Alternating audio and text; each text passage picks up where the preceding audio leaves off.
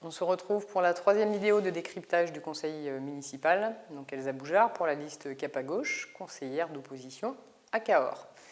Donc le conseil a eu lieu ce jeudi 25 juin, un conseil encore très chargé. Donc ça c'est voilà, le livret de ce qui a été étudié en conseil. Donc bon, c'était compliqué parce qu'on avait 5 jours pour tout analyser et tout s'approprier.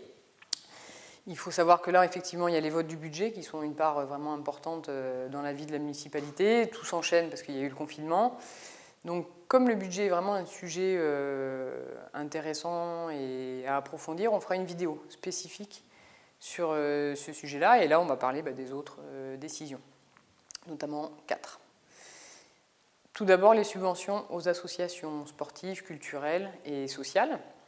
Pour le sport et la culture, donc des critères sont établis pour définir combien on donne et à qui on donne, ce qui est plutôt positif. Et concernant le sport, il faut savoir que 7 adhérents sur 10 des clubs sont des hommes. Donc ça, ce n'est pas spécifique à Cahors, c'est des chiffres qu'on retrouve au niveau national. Les femmes ont peu accès à la pratique sportive en club. Souvent parce qu'elles gèrent la famille, que c'est compliqué de faire garder les enfants. Et dans la société, encore, les femmes sont cantonnées à des activités douces. Et les femmes font du piano, les hommes font du sport.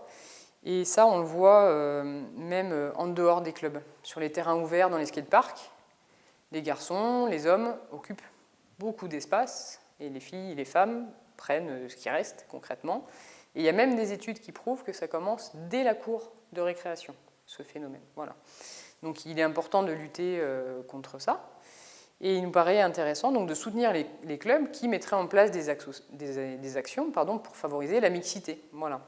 Donc il ne s'agit pas d'enlever aux autres, mais vraiment d'avoir un petit coup de pouce pour ceux qui vont dans ce sens. C'est un moyen de lutter à l'échelle de la commune contre les inégalités hommes-femmes et de chasser les stéréotypes. Les femmes font du sport, les hommes font du sport, et les femmes à la cuisine. On a proposé ça. Le maire l'a refusé parce qu'il ne comprend pas où se trouve le problème. Il nous a répondu qu'il y avait des clubs de danse. Donc tout allait bien. On a également proposé cela pour l'handisport, donner des coups de pouce aux clubs qui allaient promouvoir et faciliter la pratique du sport aux personnes handicapées, en situation de handicap. Sur ensuite les associations du secteur social, donc là on parle des Restos du Cœur, du Secours populaire, du Mouvement de la paix, etc. On a voulu connaître quels étaient les critères, comme pour le sport et la culture, mais on n'a pas eu de réponse très claire. Donc on ne remet pas du tout en question les choix, les subventions qui sont accordées, ni l'intégrité des personnes qui font ces choix. Simplement on regrette qu'il n'y ait pas une grille de lecture, comment on arbitre, à qui on donne, à qui on ne donne pas, parce que ce serait plus transparent et donc plus démocratique. Le deuxième sujet concerne une opération qui a démarré il y a 5 ans, qui va se poursuivre là pour 5 ans, de rénovation des logements dans le centre-ville, des logements anciens, pour lutter contre l'insalubrité, lutter contre les logements vides et aussi réduire les passoires thermiques. Donc le programme est tout à fait louable. On a néanmoins une crainte, c'est que souvent, quand il y a ce genre d'opération, on voit les populations pauvres ou modestes chasser des centres-villes, aller dans les périphéries qui sont moins rénovées et voir toute une population, cadres sup, bobos, etc. arriver. Et de fait, les loyers augmentent, les prix de l'immobilier augmentent. Et il faut savoir que quand les loyers des habitations augmentent, les loyers des commerçants aussi augmentent. Et donc ils ne s'y retrouvent pas forcément parce que ce n'est pas non plus cette population-là qui va consommer spécifiquement dans le centre-ville. Donc il est important pour nous vraiment d'avoir une politique de mixité sociale. Il ne s'agit pas d'avoir des ghettos de riches bien rénovés, des ghettos de pauvres laissés à l'abandon. Donc ce n'est pas l'objectif énoncé là, mais on reste méfiant parce que la mairie nous dit mais il n'y a pas de problème, de toute façon on a 20% de pauvres à Cahors. Elle ne s'en satisfait pas, mais elle dit puisqu'il y a autant de personnes modestes, on ne va pas avoir ce phénomène-là. Sauf qu'à Marseille, qui est la ville la plus pauvre de France, on a vu des quartiers entiers rénovés, vidés des couches populaires et sont venus s'installer vraiment des catégories sub-sup. Et alors là, les couches populaires, c'est dans les quartiers nord, dans les périphéries, on ne veut plus vous voir. Donc nous, on veut simplement des garanties qui nous montre qu'effectivement, ce n'est pas la direction qui est prise. Notamment connaître le pourcentage de loyers sociaux et très sociaux dans ce programme, et savoir pendant combien de temps ces loyers sociaux sont assurés. On n'a pas eu de réponse encore, donc en attendant, on s'est abstenu, et quand on aura les réponses, je pense qu'on aura l'occasion d'en reparler. Le deuxième point concerne les primes. On a voté des primes accordées aux agents municipaux qui, voilà, pendant la période de confinement, ont fait en sorte que toute l'activité de la ville ne s'effondre pas, qu'on ait toujours de l'eau, qu'on ait quelqu'un au téléphone au CCAS, pour assurer vraiment les besoins de base de la population. Donc une prime a été accordée. Alors on est content parce que ce calcul de la prime, de définir qui l'aurait, qui l'aurait pas, ce travail-là a été fait avec les représentants du personnel. Donc ça, on s'en félicite. On a bien sûr voté pour. Les temps sont durs pour tout le monde, donc tout ce qui est pris est pris.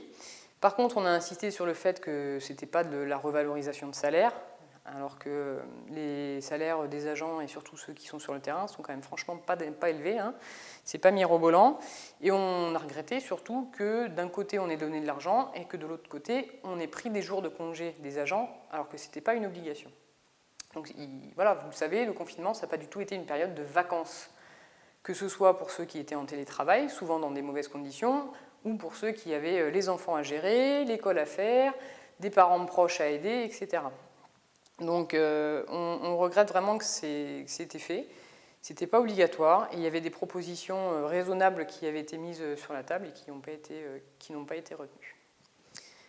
Notre dernier sujet concerne la vidéosurveillance. Donc sur Cahors, des caméras sont installées. Et là, la mairie souhaite mettre en place des caméras supplémentaires.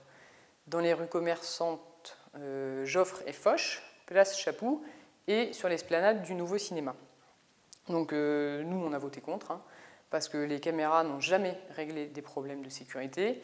À Londres, où ils en ont mis, mais alors des milliers, ils sont en train de tout retirer, parce qu'ils se rendent compte que ça ne marche pas. Simplement, ça déplace. Voilà, ça déplace les problèmes d'insécurité et les actes de délinquance ou d'incivisme, on les règle par une présence physique sur le terrain. Une présence policière, quand il faut sanctionner, quand il faut contrôler, mais aussi une présence de prévention. On a vu à une époque une police de proximité dans les quartiers, dans les villes, qui avait vraiment fait preuve de son efficacité. Et pour nous, mettre de l'argent dans les caméras, c'est vraiment mal employer l'argent de la ville. Il faut de la présence sur le terrain. Donc on s'est opposé à ça. Et bon, pour l'anecdote, on s'est quand même amusé de voir une caméra mise devant le Grand Palais. C'est vrai qu'il n'y a pas du tout de policiers là-bas. Pour ceux qui ne sont pas de Cahors ou qui ne connaissent pas, il faut savoir que le commissariat est juste en face. Voilà, donc c'était pour la rigolade. Puisque le conseil était un petit peu long quand même, il a duré 4h30, donc il fallait un peu se détendre. Voilà, donc jeudi, on va voir le premier conseil du Grand Cahors. Ce jeudi, on va aussi voter le budget du Grand Cahors, du coup on pourra en parler dans notre prochaine vidéo. Et en attendant, je vous dis à bientôt.